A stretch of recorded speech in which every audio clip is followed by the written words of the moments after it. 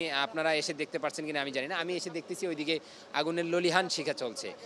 Even তার ৮ থেকে ১০ minute অথবা ২০ মিনিট পরে পূর্ব দিকে পুরো আগুনের ললিহান শিখা চলতেছিল। আসিফ ভাই যে আছেন, আসিফ মাহমুদ ভূঁইয়া ভাই এবং নাহিদ ভাইয়ের মন্ত্রণালয়টা পুড়ে গেছে এদিকে আমরা দেখতে পাচ্ছি। কিন্তু ওইদিকে পিছনে আসলে কতদূর পুড়ছে এটা তো আমিও বলতে পারছি না, আপনারাও পাচ্ছেন না। যদি ওইদিকে মধ্যরাতে সচিবালয়ে আগুন।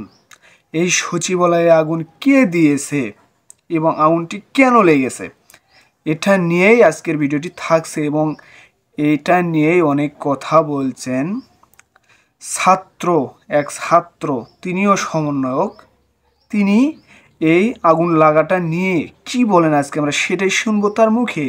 চলুন এখন আমরা বেশি দেরি করব না, বেশি দেরি না করে ভিডিওটি দেখে আসি। ভাইয়ের মন্ত্রণালয়টা পুড়ে গেছে এদিকে আমরা দেখতে পাচ্ছি। আমি যেটা দেখেছি বাস্তবতাটা বলি, আমি ৩:৩০টার কিছুক্ষণ আগে আমি এখানে আসছি। এসে আমি যেটা দেখতে পাচ্ছি, আপনারা এখন যেই গাড়িটা ২ নাম্বার গেটে দেখতে পাচ্ছেন, মানে ফায়ার সার্ভিসের যে গাড়িটা, এই গাড়িটা ডিরেক্ট তখন এই জায়গাটায় ছিল, এই বরাবর এই জায়গাটায় ছিল।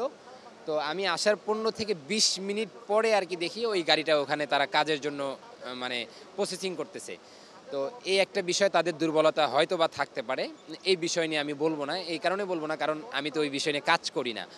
তো তাদের হয়তো দুর্বলতার কারণে তাদের কাজটা শুরু করতে দেরি হয়েছে। আর আমি আসার পরে যেটা শুনতে পেরেছি, এখানে ১৮টা ইউনিট কাজ করছে।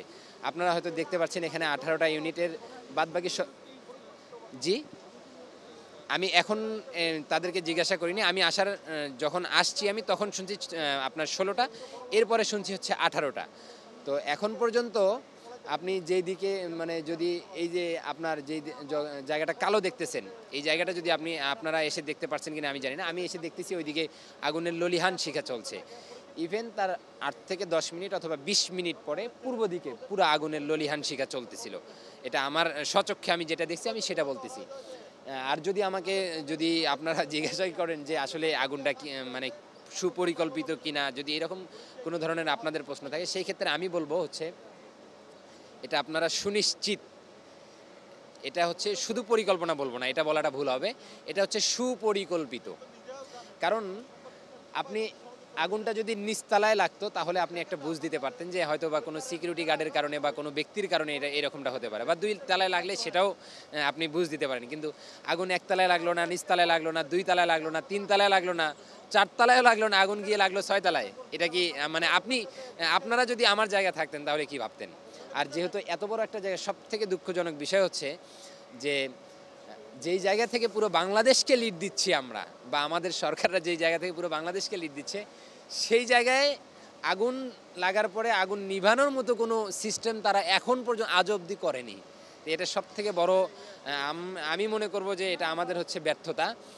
ইভেন গতকালকে আমি একটা কথা আমার জায়গা থেকে স্পষ্ট ভাষায় আমি বলে দিচ্ছি, গতকালকে যেই সচিবরা এবং যারা এখানে দায়িত্বরত ছিল, গতকালকে যারা অফিস করে চলে গেছে, প্রত্যেকজনকে আইনের আওতায় আনতে হবে। প্রত্যেকজনকে জিজ্ঞাসাবাদের জন্য আইনের আওতায় যদি না আনে, তাহলে আমরা আবার জুলাইয়ের আন্দোলন যেভাবে রাস্তায় সক্রিয় হয়ে গেছিলাম, আবারও আমরা কিন্তু এখনও রাস্তা থেকে যাইনি, আমরা এখনও কিন্তু রাস্তায় আছি বিধায় কিন্তু খবরটা শোনার সঙ্গে সঙ্গে চলে আসছে এখানে। আমি আমার জায়গা থেকে যতটুকুন জানতে পেরেছি সেটা হচ্ছে, এটা আমাদের আসিফ ভাই যে আছেন, আসিফ মাহমুদ ভূঁইয়া ভাই এবং নাহিদ ভাইয়ের মন্ত্রণালয়টা পুড়ে গেছে এদিকে আমরা দেখতে পাচ্ছি। কিন্তু ওইদিকে পিছনে আসলে কতদূর পড়ছে এটা তো আমিও বলতে পারছি না, আপনারাও পাচ্ছেন না। যদি ওইদিকে এরপরেই নাকি আছে হচ্ছে আমাদের স্বরাষ্ট্র উপদেষ্টার মন্ত্রণালয়, যদি এটা পুড়ে থাকে তাহলে তো স্বরাষ্ট্র উপদেষ্টার কপাল খুলে গেছে আমি মনে করব। কারণ হচ্ছে আমরা আপনার বিডিআর বিদ্রোহ নিয়ে আমরা অলরেডি কাজ শুরু করে দিয়েছি। এরপরে শাপলা চত্বরের যে গুম খুন হত্যা আছে এগুলো নিয়ে কাজ করতেছি।